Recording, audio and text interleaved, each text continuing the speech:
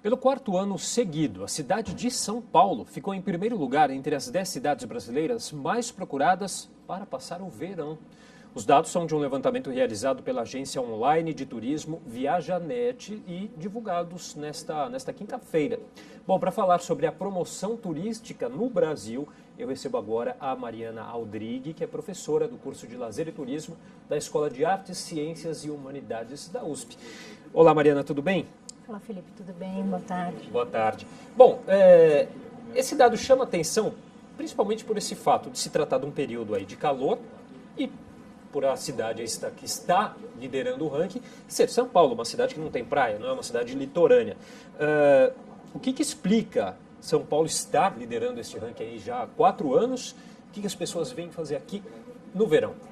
São Paulo é com certeza o principal destino de turismo do Brasil, e o que a gente precisa mudar na mente das pessoas é que turismo não é só turismo de praia e turismo de lazer.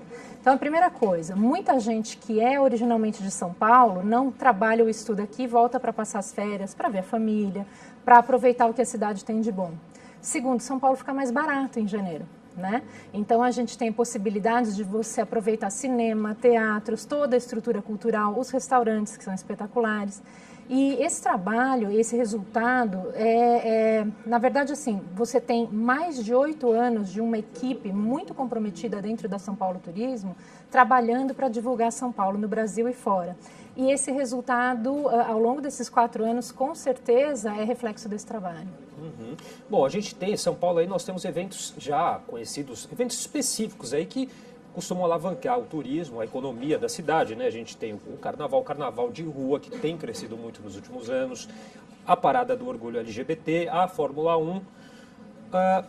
E a cidade também sempre foi conhecida, como você também falou aqui, de um turismo de negócio, né? O que está acontecendo? Está havendo uma transformação do tipo de turismo, então, que é consumido aqui na cidade? Eu não sei se é transformação, eu acho que é mais uma consolidação. Então, o que a gente tem? Primeiro, muita troca em redes sociais. Você tem muita gente informando o que dá para fazer em São Paulo. Então, ela deixa de ter aquela cara de uma cidade de segunda a quinta, ela se mostra muito acolhedora e muito criativa, muito divertida, então você tem muitos shows, muitos espaços públicos que ainda, claro, precisam de melhoria e de estímulo, mas a gente vê muita gente aproveitando as praças, os parques, e isso tem sido muito divulgado em redes sociais pelos próprios usuários.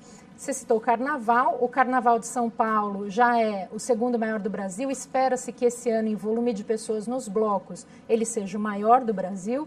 É muito divertido, eu já tive chance de participar por 2 anos seguidos, bastante seguro enfim, está chamando muita atenção, né? Então as pessoas têm vindo.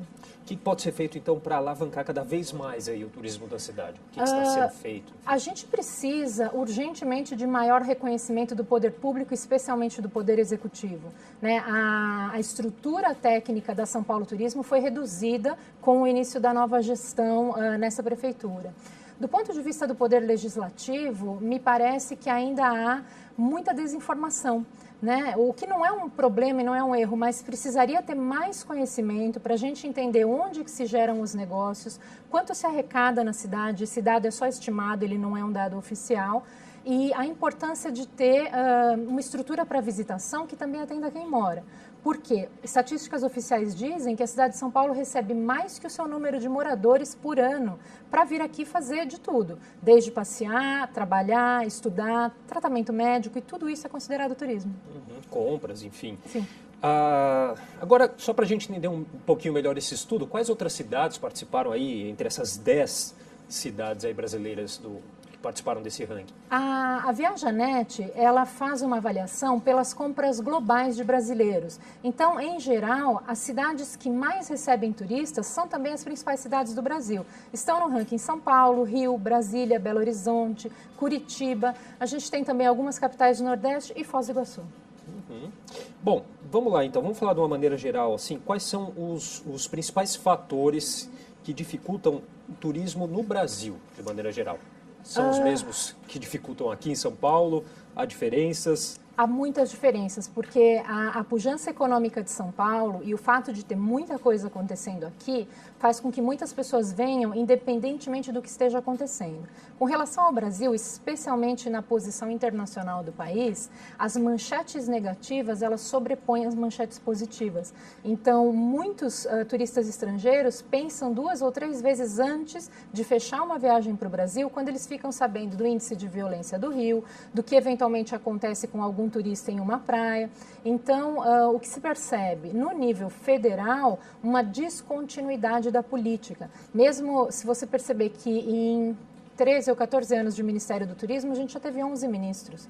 Né? Então, você não continua nem o ministro, muito menos as ideias que estão sendo colocadas em prática. Outra questão que eu achei interessante, houve uma queda no interesse pela formação superior no setor de turismo? Infelizmente houve, e isso é reflexo da gente não ter mais no horizonte 2 grandes eventos como tínhamos com COP e Olimpíadas. Havia uma percepção de que esses 2 eventos gerariam muitos empregos e muita oportunidade. Com o fim desses eventos, a inexistência de outros no calendário não sinaliza muitas oportunidades. E, atualmente, os mais jovens, entre 14 e 17 anos, estão muito focados em tecnologia, design e criatividade. E a área não tem apelado para essa competência. É o tal do legado, que Exato. a gente tanto fala que não aconteceu. Né? A gente deixou passar uma oportunidade gigante. Dá para a gente fazer uma avaliação geral, então, sobre essa gestão pública do turismo brasileiro? Incipiente no Brasil ainda. Poderia ser muito melhor. A gente tem muitos profissionais competentes, especialmente aqui na cidade de São Paulo. Eu conheço inúmeros, muitos deles bastante envolvidos, mas sempre amarrados ou pela falta de orçamento ou pela falta de interesse das outras áreas em atuar junto, né? Certamente, na hora que a gente conseguir uma equipe produzindo mais dados que liguem ao desenvolvimento econômico, nós vamos ter mais legisladores advogando em nossa causa.